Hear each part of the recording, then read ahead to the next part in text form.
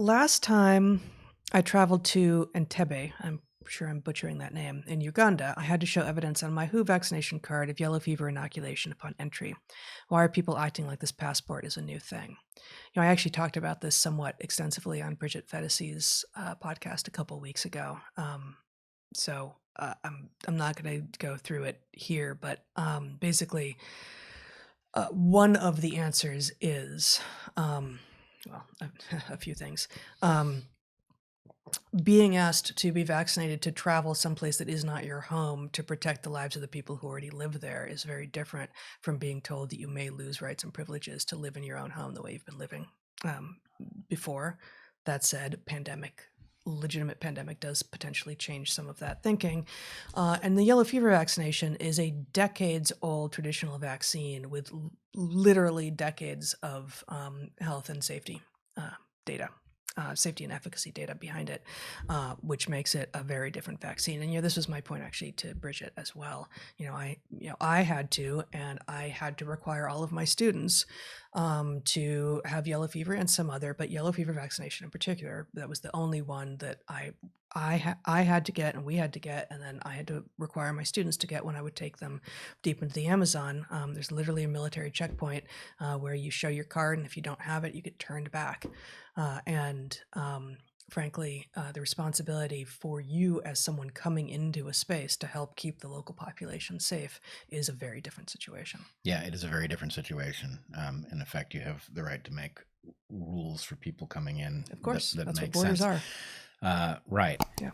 Now, I would say also I don't know anything about the business behind the yellow fever vaccine, but it's such a tiny number of people who get that shot every year, especially as a result of passports.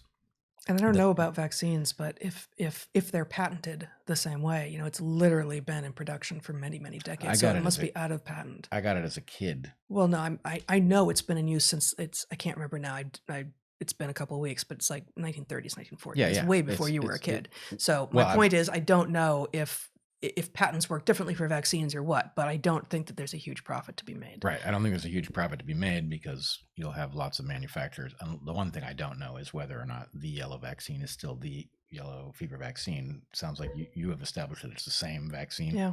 So anyway, perverse incentives aren't there. History of safety of the vaccine is clear. Yeah.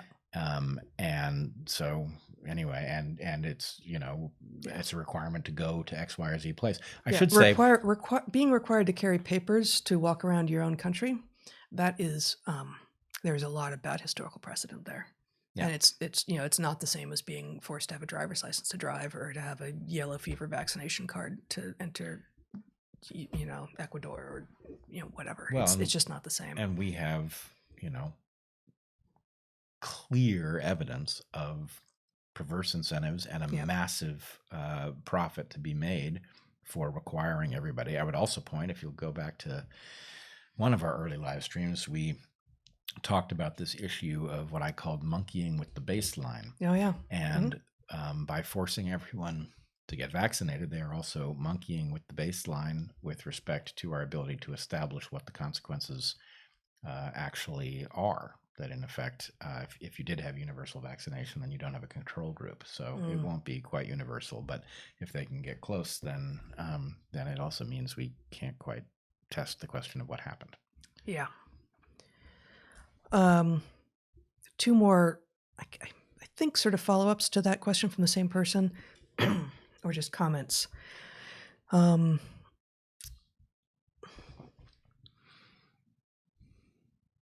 Boy, it's actually two different people with slightly different initials.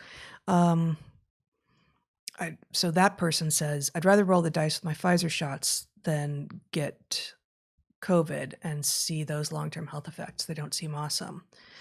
And then follows up with, love Bret and Heather. I have a science undergrad and social science master's. I'm now a manager. My job is making many critical decisions based on incomplete information. It's an art and a science. And my gut says, just take the vax. So I would point out that it's very hard to know what to make of this result that you just told me about for the first time today. I think you just ran across it, this result that the spike protein in and of itself creates damage Yeah, it's a brand new in a result. model organism. Now, it's Yeah. possible that that is an anomaly. It's possible that the paper doesn't mean what we think it means, or that it has to do with the model organism and not people. But if it is true, and I will say it has the ring of truth, because it's not only that it does damage, it does exactly the kind of damage that we see that is so anomalous with COVID. And it's consistent with it being a vascular disease and not primarily respiratory. Right, Yep. exactly. Mhm. So if that is the case, then think about what you're saying, right? You're saying that a healthy person should take a dose of pathological um, a pathological vaccine.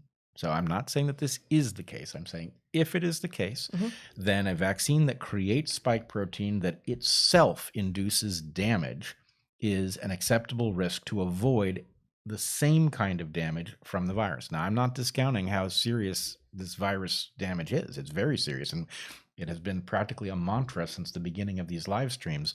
People are underrating the danger of COVID because the death rate, the case fatality rate, is low, Mhm. right? They are underrating the damage because it's years of life lost from the damage to major organs that we see regularly in these cases. But that the vaccine is not, it's, I think people have this sense about, if I get away with it in the short term, then I got away with it. And that's just not how this works with a complex system like this. So I hear you. You may be right, but you need to leave open the possibility that you're not right, and that in fact a vaccine that itself does significant damage to the body is it's not a free pass.